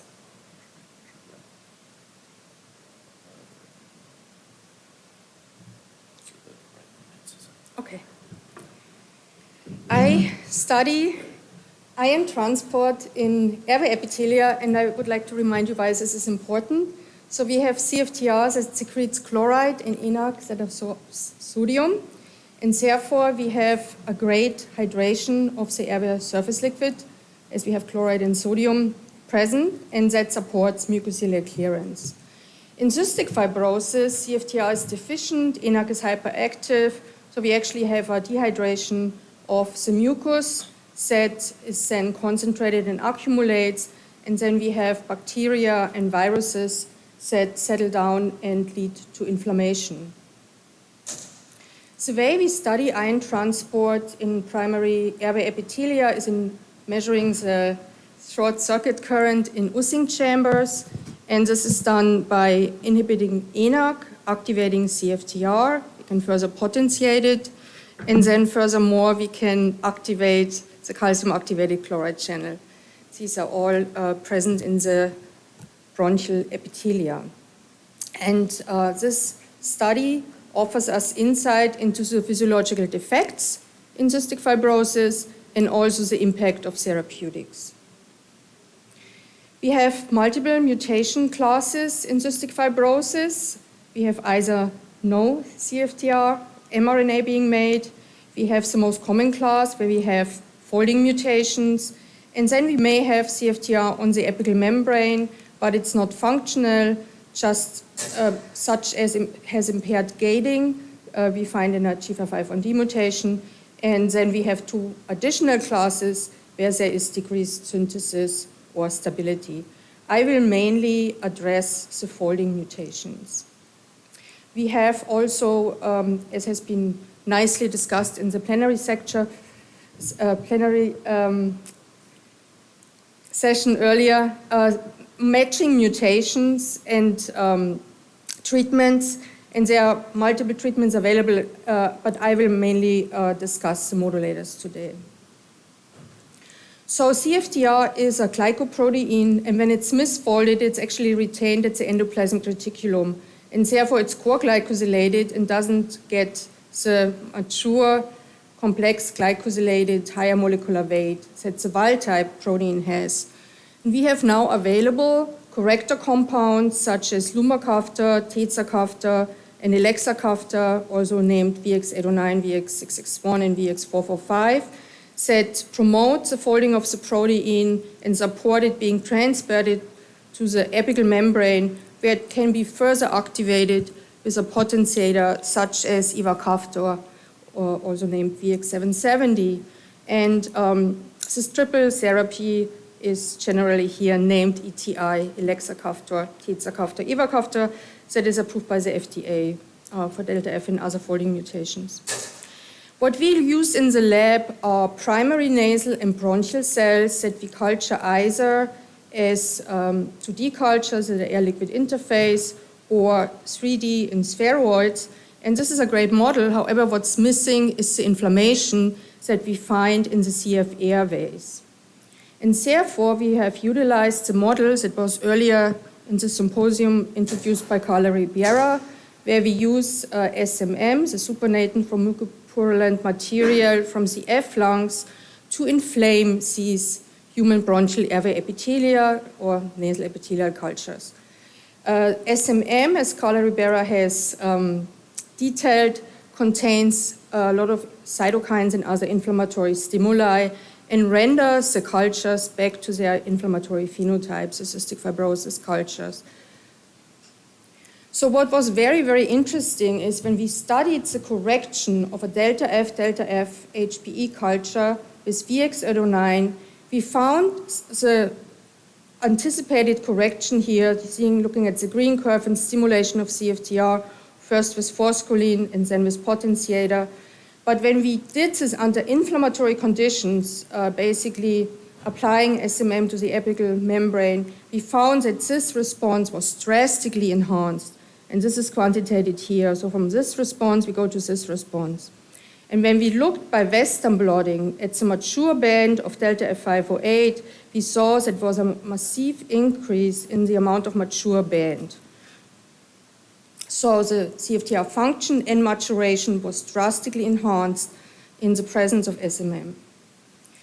Next, we looked at a different stimuli, bronchoalveolar lavage from children, because the SMM is from end-stage lung disease lungs, and we wanted to have a more clinically relevant stimuli and wanted to see whether this also plays a role in the pediatric population.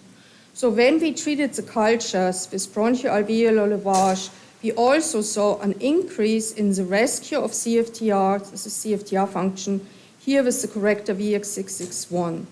You see that SMM has a similar effect.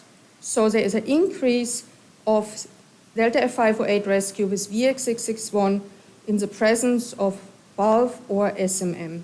And when we looked at a Western blot, we saw again that there was a drastic increase in the mature band in these delta F cultures.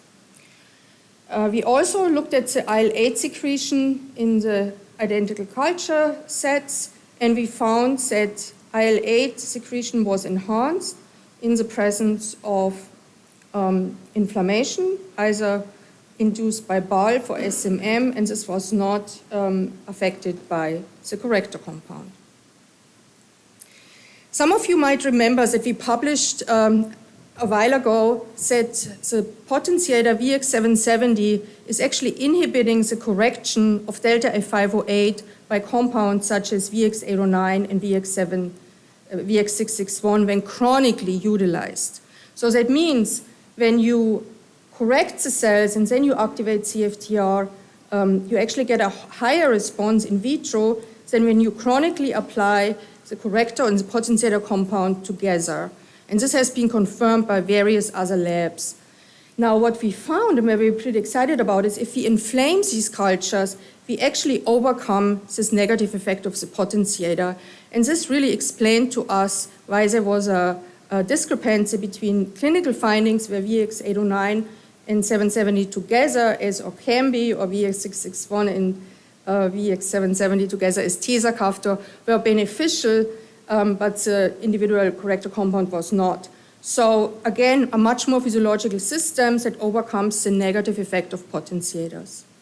And then we looked again at the IL-8 secretion. We see that with SMM, IL-8 secretion is enhanced.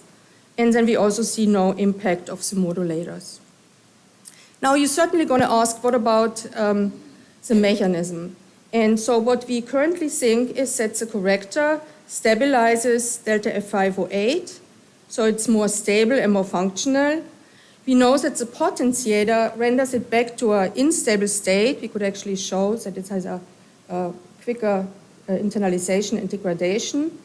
And with the help of inflammation, we propose that the protein is stabilized again, and therefore we have enhanced, mature, rescued delta F. Now, what about the triple therapy? So far, I've only talked about single and combination therapy. So we use the triple therapy here shown on the right, which is VX661, VX659, which is pretty similar to VX445, and VX770. And if you just concentrate on this bar pair, you actually see that with SMM treatment, there is again a massive increase of CFTR function with this triple therapy. It's doubled. And again, with SMM, there is enhanced IL-8 secretion, and it's not affected by the modulator triple therapy. What's now super exciting for us is that we can actually look at rare mutations that are not FDA approved, that are also folding mutations, and don't really respond to a high degree to triple therapy, as shown here. ETI is basically the well-known Trikafta triple therapy, and you see there's a little bit of a response, but it's not really drastic. Now, what we find is if we test this under inflammatory conditions by utilizing SMM, there's a massive increase, again, a doubling in the response. We also see an increase in calcium-activated chloride channels that are activated by UTP, which could be additionally beneficial. But what gets us excited, so this is an N1303K and almost null mutation, so we only see the N1303K.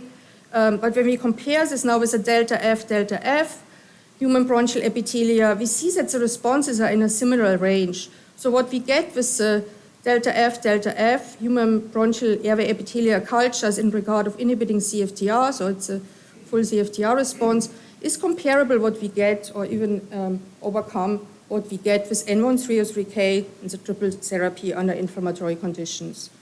So this is really of interest to us because it might actually expand the suitability of the triple therapy treatment to other rare mutations. And if you consider that the CF airways are inflamed and we basically have a higher enhanced modulator rescue than we would see in vitro without inflammation. Here's a modification of this study. We used a different potentiator compound. We didn't use esenticaftor only. We also used, we didn't use only ivacaftor, which is VX770. We also used esenticaftor and combined it with corrector compounds, VX661 and VX65. So basically, it's VX445. It's basically the same as ETI, but it has esenticaftor instead of ivacaftor.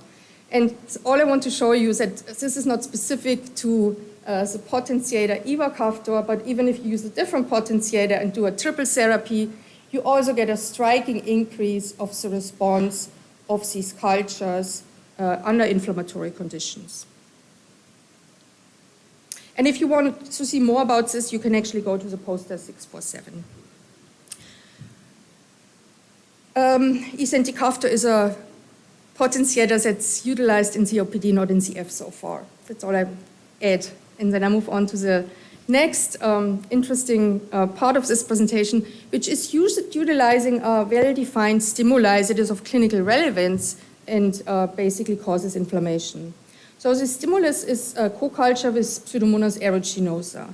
So we co-cultured human bronchial airway epithelial cells with Pseudomonas aeruginosa that were applied to the apical surface for 24 hours. And then we checked first whether we find inflammation in these cultures. And indeed, there was an enhanced level of IL-6 and IL-8. But most strikingly, we actually found again an enhancement of delta F508 rescue in delta F508 homozygous human bronchial airway epithelial cultures. So there was an enhancement of rescue in the presence of bacteria, and there was also a strong enhancement of CFTR responses to triple therapy in the presence of bacteria. Now, these were all in vitro studies, and there were two studies actually from two different groups that really supported the relevance of our findings for the clinic for patients that receive modulator therapy. So there was one study from Rehman et al. That looked in sputum of CF patients at baseline, and then they were treated with ivacaftor, and he looked, they basically correlated this to the improvement of lung function. And the markers for inflammation they used was IL-1 beta and IL-8, and you see that there is a correlation. When you have higher inflammation, you actually have a better improvement in lung function. And this is true for IL-1 beta and IL-8 that were investigated here. Our collaborator in a second study, Charles Easter, looked at the change of the chest CT scores in bulk from preschool children treated with ivacaftor. And as inflammatory markers, you see here neutrophils or neutrophil elastase that were basically quantitated in the bulk. And then you see the pragma score, And I have to mention here that a negative progma score means clinical improvement. So the lower, the better. And you see when you have higher inflammation, you have a lower progma score, which means clinical benefit. And so again, higher inflammation correlates with better effect of highly effective modulator therapies. So the model we came up considering how airway inflammation might affect rescue of CF mutations is the following. We know that airway inflammation has, as a consequence, increased protein folding capacity, as Carla Ribera has discussed in detail. And at least for the folding mutant, we know that there is a strong increase in the mature band. And this is basically promoted by enhanced folding, enhanced chaperone expression, and so on. We're currently looking at other mechanisms for other rare mutations, but I want to just complete the circle. So if we have increased rescue, we have enhanced mucociliary clearance, and this in turn will basically reduce airway inflammation as a consequence. So taking this all together, what is the clinical meaning or relevance of this? So we think that if there's high airway inflammation in the cystic fibrosis lung, there is an enhanced efficacy of the highly effective modulators. And then these modulators will basically lead to a decrease in inflammation, and that might actually over time decrease lung function. And then the cycle could go on. You get more inflammation, and then you have a better efficacy of the modulators. Now, in conclusion, I have shown you that 3 different stimuli, SMM, BALF, and Pseudomonas, enhance delta F508 rescue.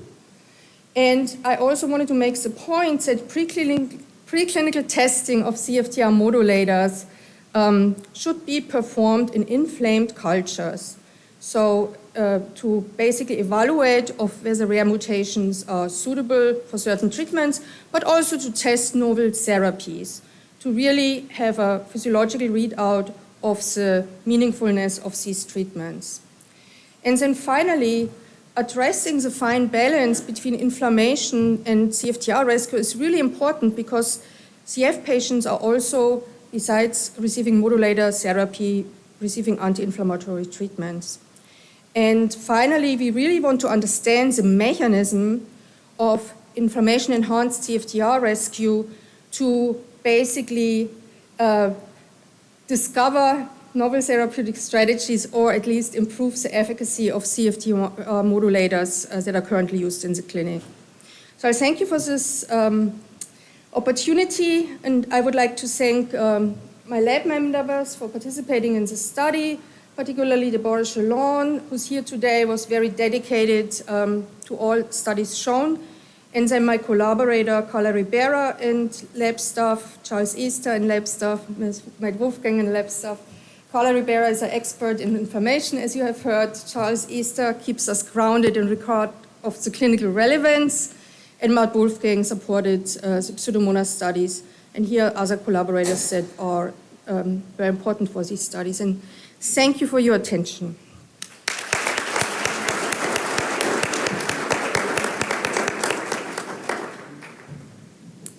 Go ahead from the audience. I was wondering if you have an effect of inflammation on chaperone expression in ER and Yes, and right. So I'm speaking for Carla Ribera here. She actually has found that a whole set of chaperones that also act on CFTR are highly upregulated by inflammation. Go ahead.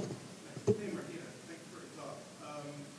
So I was wondering if you know, or if you can speculate on which specific component of the SMM hormone boosts the effect of the modulators, and can we isolate that and then boost the drug when it starts to decline?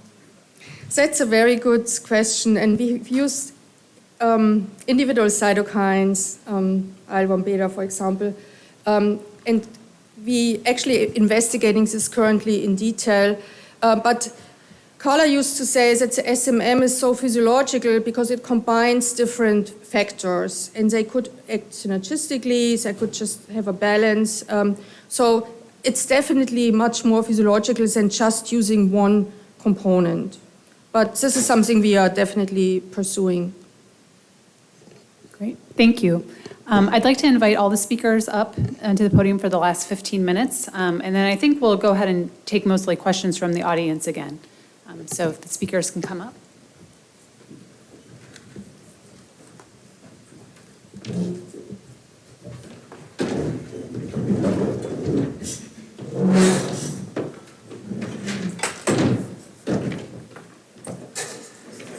Yeah, and then you'll have to pass the microphone around. So please.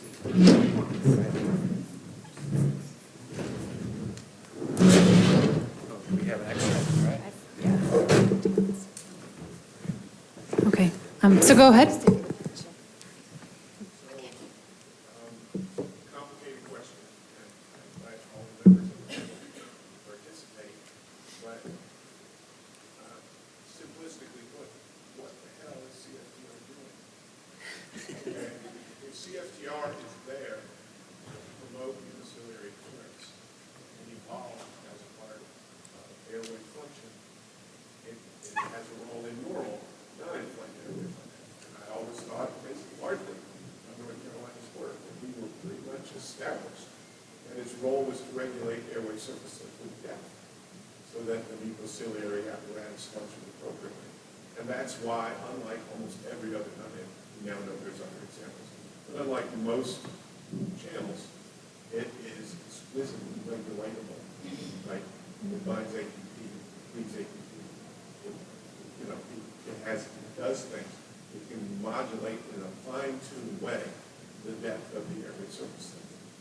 But if its real function is not to maintain airway surface liquid at the proper depth, but to lay in reserve to answer airway inflammation and infection and a flood of airway fluid, then this whole concept starts to make sense, I think.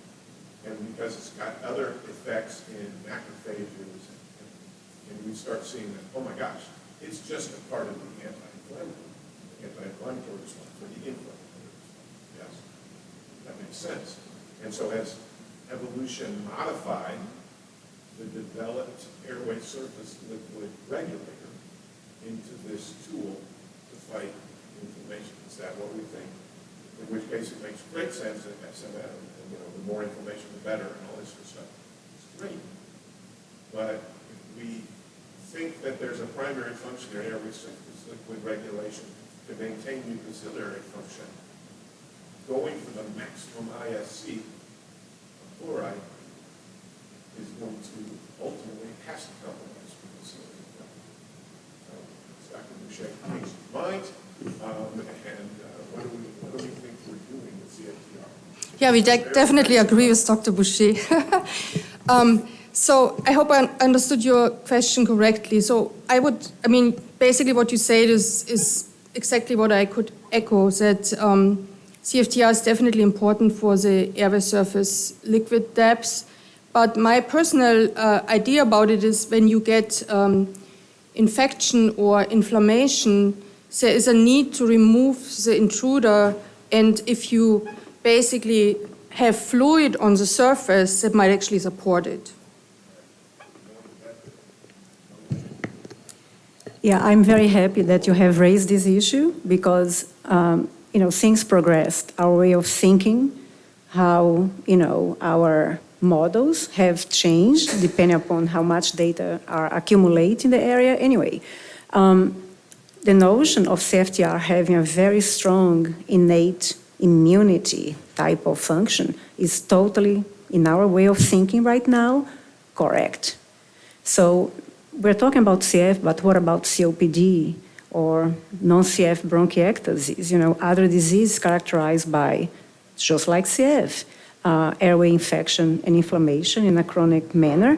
So all these modeling, all these findings of ours and others could be indeed very impactful for other diseases. in which CFTR regulation in the presence of inflammatory conditions can be indeed a very fundamental innate defensive mechanism.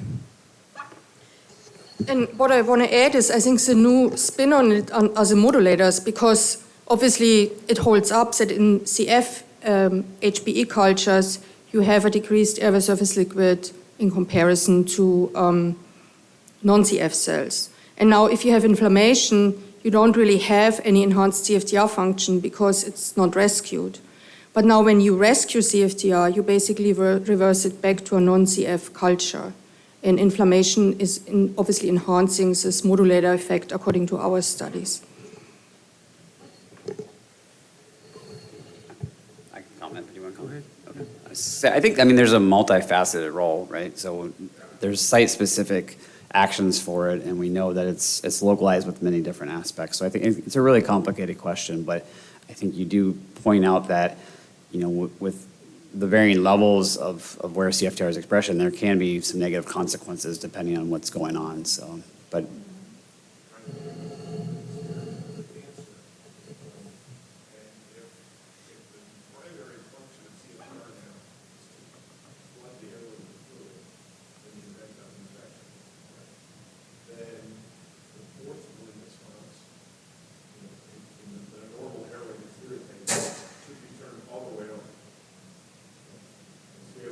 That's what CFTR is supposed to be doing as well. Then we should look at inflamed non-CF areas and see if it's already maximal and forceful and no longer generate any higher IFC.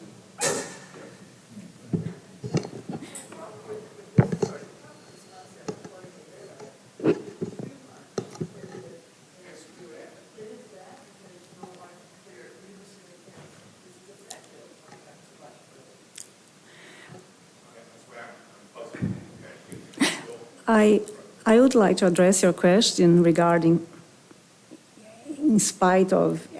regardless of of non-functional CFTR.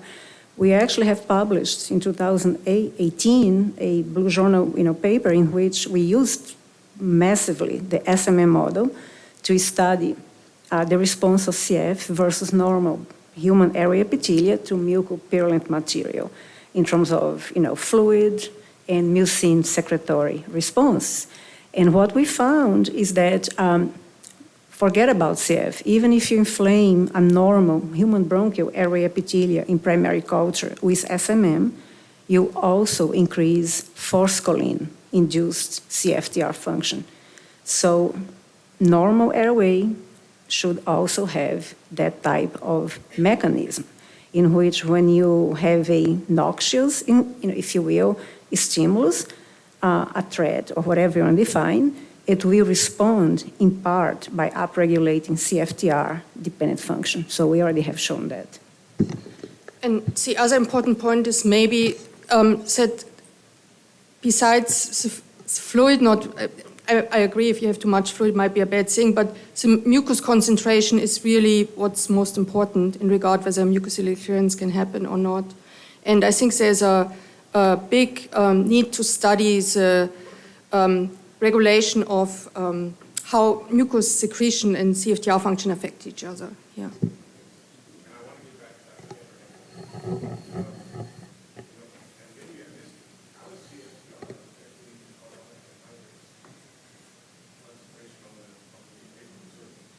Yeah, that's a good question. We don't really know how CFTR affects the surface expression of carbonic anhydrase 12. We don't know. I think there's a lot of proteins, the surface expression of which is affected by CFTR.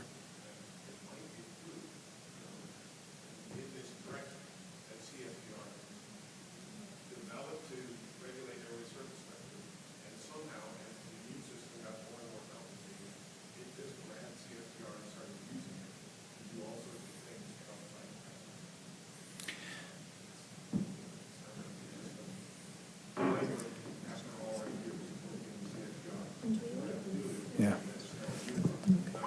Yeah. Alice, yeah. Please. And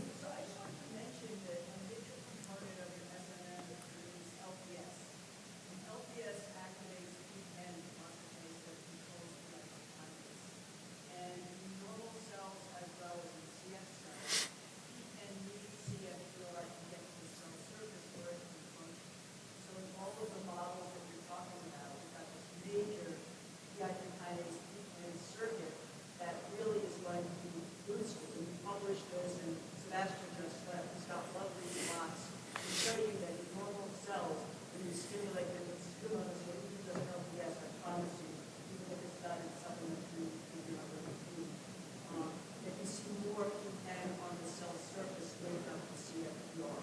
So that whole mechanism explains a lot of the things that you're describing, and removing a major cellular regulator to CFTR to the cell surface, and that's going to act just as inflammation.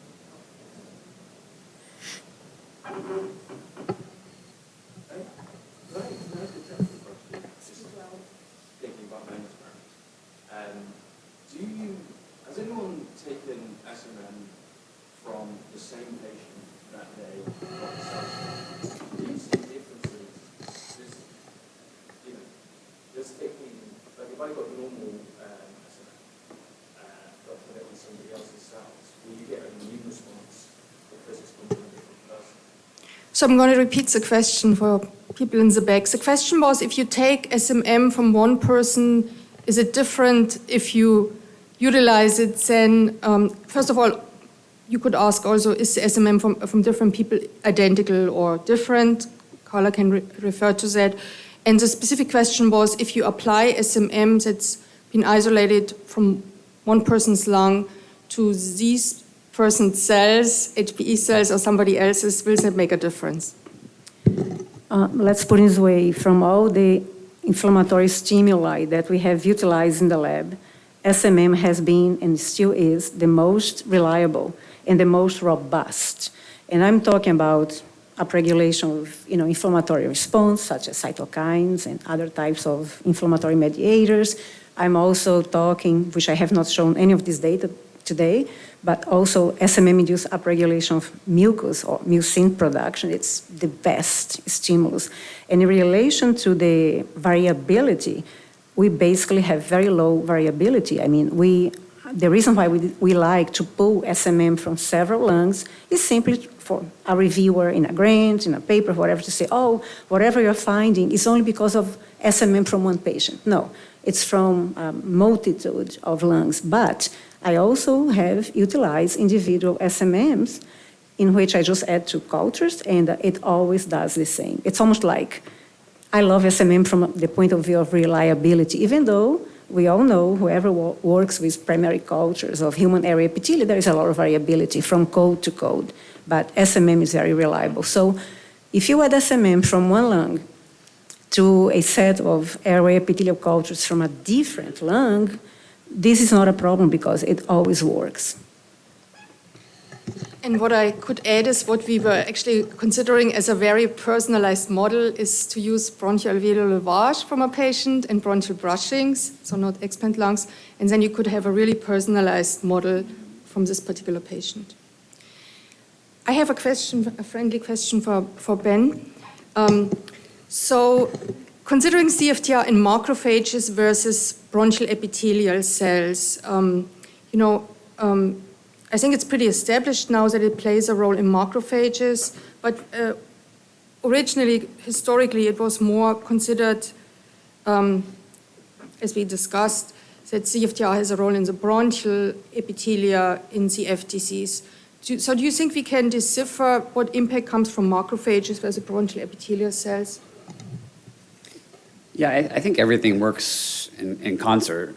So I think there's dual roles for all these, both the immune cells and the airway epithelium. And as, kind of on our highlight slide at the end, we also have to, factor in the adaptive immune communication. So all of this signaling is dysregulated, and we need to, understand better how it can be more coordinated moving forward. But I think, there's dual roles for all, though. But I think to your question also, we'll do sputum from the same patient with immune cells. So I think there's probably a slightly higher immunogenicity with different ones, but the overall profile is similar. So,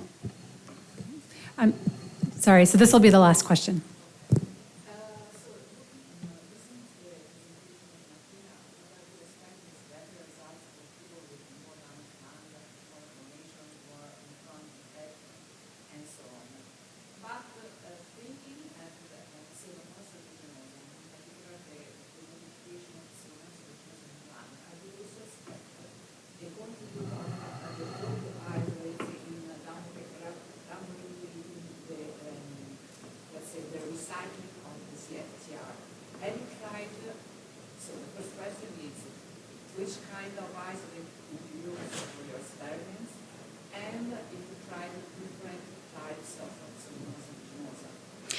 We have not yet. So this was a laboratory strain, but we do have patient isolates available.